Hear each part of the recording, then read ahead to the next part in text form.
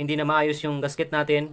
Hello mga kabasic, welcome again sa ating YouTube channel, Motorcycle Basic Mechanic, wherein we can learn repairs and tutorials and vlogs. Please subscribe and click the bell for the updates of our latest videos. Thank you so much and God bless everyone. Hello mga kabasic, welcome again sa ating channel. At meron ulit tayong pag-uusapan tungkol sa ating mga motor na kung saan ito yung talagang nararanasan ng bawat motor. Pag mabot na yung ating motor ng pwedeng 5 years to 10 years or 7 years, ay talagang meron time talaga na uusok ang ating motor, especially kung hindi naalagaan sa oil yung ating motor. At gayon din kung halimbawa man ay nag-overhaul na tayo, nag-top overhaul tayo, tapos hindi original yung mga pyesa na ating kinakabit, ay siguradong madaling uusok ang ating mga motor. So, ngayon ay pag-usapan natin yung motor na kung saan ay naglalabas ng puting usok. Ano ba yung mga dapat nating i-check at posibleng dahilan ng pag-usok ng ating motor? So, iisa-isahin natin. So, I hope na meron tayong matutunan naman na napakahalaga patungkol sa ating mga motor. At salamat tayo sa Panginoon. Magpasalamat tayo dahil siya ay nagbibigay ng karunungan sa atin upang makapagbigay ng mga tutorials patungkol sa ating mga motor. Okay, so halimbawa, tayo ay nag-DIY, so magta-top overhaul tayo. Siyempre, ito yung mga dapat nating i-check kasi posibleng ito yung naging dahilan kaya naging puti yung usok ng iyong motor, no? May puting usok na lumalabas sa tambutso ng iyong motor. May kinakain na langis. Okay? So may nakapasok, it means na may nakapasok sa combustion chamber natin na langis. Nakakasama niya yung air and fuel mixture natin. So i-breakdown natin yung mga parts na pwede natin i-check. Okay? So ito, na-baklas ko na. Ito ay na-top overhaul natin. So, hinihintay pa lang natin yung mga pyesa at actually magpapalit tayo ng buong block ng Honda XRM 125. Okay, papalitan na natin kasi may tama na yung kanyang cylinder wall. Okay? Yung kanyang bore, meron ng tama at isapin natin yung mga piston at saka piston rings para complete set na lang tayo para mas madali. Pero kung konti pa lang naman at pwede pa naman yung block, kahit wag muna. Okay? So, sige, pag-usapan natin kasi napapalayo na tayo. Okay? So, unang-una sa lahat, syempre, meron tayo ditong dalawa na napakaliit lang naman na part ng ating cylinder head. Dito nakakabit, no? Itong ating valve seals. Okay? Valve seals. Ito yung, dito napiplay itong ating valve seals yan. Gaganyan po yan, mga kabasic, ano? Yan. So, saan ba ito nakakabit? At bakit ito ang isang dahilan ng pag-usok ng ating motor? So, gagawin ko yung best ko, mga kabasic, na explain sa inyo bakit ito yung dahilan minsan ng pag-usok ng ating motor. So, ayan.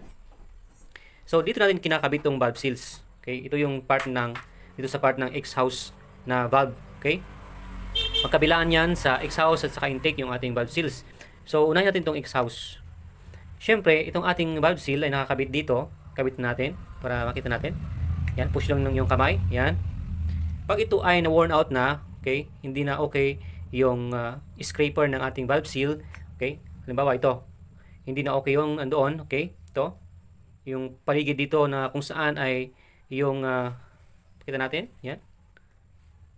Pag hindi na nakaka-scrape ng oil itong ating valve seal, habang taas-baba siya itong ating valve stem natin, syempre dito, okay, dito, maraming oil, dyan, okay, dyan, sa loob. Daming oil dyan na pumapasok, kasi syempre, yan, dito yung oil natin, may pumasok na oil dyan para i-lubricate niya yung ating, dito, may butas dyan sa loob, yung ating cylinder head. Dito yung main na supply ng oil natin papuntang cylinder head. Okay? Meron din sa ating stud bolt, pero, diba yan? Meron din dito sa baba. Okay? Na pumasok na oil, lumalabas doon. Okay? Pero konti lang. Ang main talaga dito. Kaya, minsan mga kabasic, dito sa ating exhaust valve, dito malakas yung ating oil. So, ang lakas niyan, no? Yung force ng oil dyan. Kaya kapag worn out na ito, ating valve seals, siyempre, makakapasok sa loob yung ating oil. Okay? Dadaan sa kanyang valve stem at dadalo yan at makakapasok dito. Okay? Ayan. Lalabas doon, mga kabasic yan. Yan, doon. Lalabas doon. At siyempre, pag lalabas doon, mag-flow yung ating oil dyan. Okay? Sa doon. Okay? Nakikita niyo sa kamay ko doon. Okay, at saka pag nag-open yung ating exhaust, no, ilabas niya yung kanyang nasunog na air and fuel dito. Pag nalabas na dito at nag-open na yung ating valve, okay, ay siyempre, lagyan natin yung ating exhaust para ma-imagine natin. Yan. pag nag-open na yung ating exhaust valve, yan. Siyempre, pag may dumaloy na oil na doon, diretso yan. Tatagos dito, no? May kakalat dito sa kanyang combustion chamber, galing doon. Okay? At kasamang susunugin ng ating spark plug. So, may langis na nasusunog pag ganun mga kabisik. Okay? Kaya napakalaga itong ating valve seals. Dapat maayos, dapat original yung nalagay natin dyan. Para hindi makapasok yung oil dito sa kanyang gilid-gilid. Okay? At nakapasok dito sa ating combustion chamber pag nag-o-open yung ating exhaust para ilabas niya yung air and fuel mixture na nasunog. Okay? Ganoon din sa ating intake valve. Dito sa yung valve seal dito sa ating intake valve, the same din. Okay? Siyempre, dadaan din dyan, lalabas din doon. At siyempre, pag dumaan yung ating air and fuel mixture dito, yan, dito, ay kasama din na nadadaanan niya yung oil, okay? Punta din dito, and then, masusunog din ng ating spark plug, kaya puting usok. Okay, kasi may kasama ng langis yung ating air and fuel mixture. So, ganun mga ka-basic, ang isang dahilan ng pag-usok ng ating motor. Okay, hindi lang ito, no? Meron pa. Okay, next is itong ating piston rings. Ito, okay? Itong mga piston rings natin, syempre, dahil sa katagalan din at ang ating motor ay ang ating piston ay laging nag-up and down sa kanyang cylinder block dito. Ito ay naging ninipis to mga kabisik yan. So, ninipis yung ating piston rings. Especially yung compression rings natin. Yan, syempre, pag numinipis yan, okay, ay nag-expand yung kanyang, halimbawa, ganun yung kanyang gap, nag-expand yung ating gap pag numinipis yung ating piston rings. So, dyan na yung time na kung saan ay makakapenetrate na yung oil, okay, sa ating combustion chamber natin. Dito. Yan. Okay, na makakapasok na dyan ng oil kung numipis na yung ating mga piston rings at lumawak na yung kanilang mga gaps. Okay?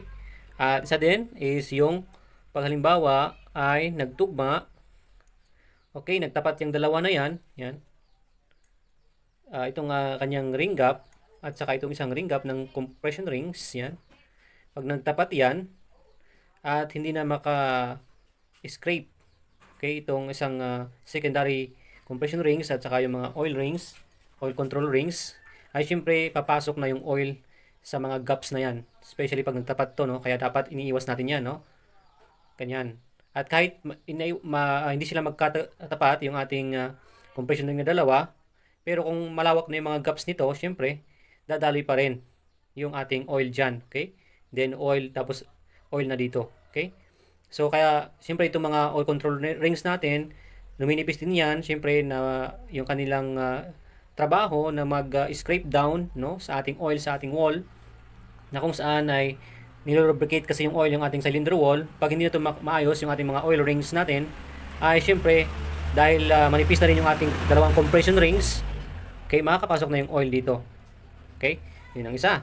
Piston rings. Ano pa ba? Itong ating piston mismo. Okay? Paano? Okay? So, pag ito, mga kabasic, yan, kung makita sa ating camera, may mga gasgas na yan, pero hindi pa na masyado. Pag ito, bumaon na yung mga scratches na yan, ano, lumaki na dito, syempre, sure na dito rin, sa kanyang cylinder bore, ay may tama na rin yan. Okay? So, dito, yan, kita nyo yan, meron na rin, medyo, meron na rin yung kanya dito. Maramdaman nyo yung pagloob ng ating mga gasgas, yung scratches niya. Yan yung time na makaka-penetrate na rin yung mga oil. Okay? Ayan. So, dapat malinis yan. Kaya ginagawa ng iba, pag may scratch na, pinaparibor. Okay? So, dyan nakakapasok, dyan sa cylinder block natin. Yung mga scratches dyan, mga daanan ng oil, punta sa taas, sa top ng ating piston, at saka dito kasi yan. Yan. May mga scratch dito, na kung saan, yun ang problema, na dinadaanan ng ating oil na nakakapasok sa ating combustion chamber, na kung saan hindi dapat, kasi talagang magpuputi yung usok ng ating tambotso, no? Masusunog kasama yung langis, kaya mausok yung ating tambotso, mausok yung ating motor. So, hindi lang yon, meron pa. So, ito, mga kabisig, yung ating gasket, no? Cylinder head gasket, at dito sa base ng ating cylinder block, dito nakalagay ito. So, kung mapapansin nyo mga kabisig, ganyan yan. Okay, so dito yung main oil natin na nag-lubricate sa ating cylinder head. So ibig sabihin, pag hindi maayos yung intact dito, dito nakakapasok yung oil, okay? At syempre, dito yan, itong ating piston. So, sample natin. Hindi na maayos yung gasket natin. So, ayan mga ka-basic, example, ito nakalubog to dito, naka-flat dyan sa baba. Okay? Ito ang ating gasket. Okay, yan. Dito, yung fittings dito, pag pwedeng papasok yung oil dito, makaka-penetrate dyan, papasok dito, at yun na yung dahilan ng pag-usok ng ating motor dahil may oil. Ganoon din dito rin sa ating stud bolt, dito sa pinakababa, ito. Pag hindi rin maayos yung fittings niyan, siyempre dito rin, papasok doon yung oil. Pero less dito kasi mas maliit lang naman yung oil dyan na pumapasok sa stud bolt natin. Okay, dito importante, dito. Okay? At dito rin pala, okay, dito. Once na dito kasi, siyempre ito yung ating timing chain. Dito na, siyempre maraming oil dyan, no? Siyempre, at dito rin minsan, dito.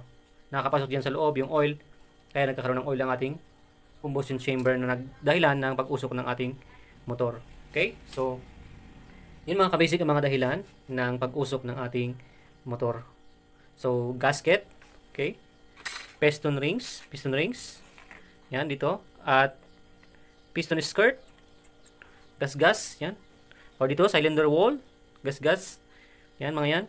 At syempre, yung ating valve seals, yan.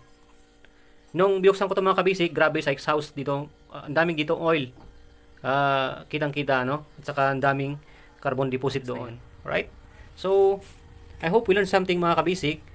Kung ikay nagustuhan mo itong mga ganitong klaseng video at ikay napadpad sa ating channel, please subscribe and click the bell para maging updated tayo lagi sa ating mga latest na videos.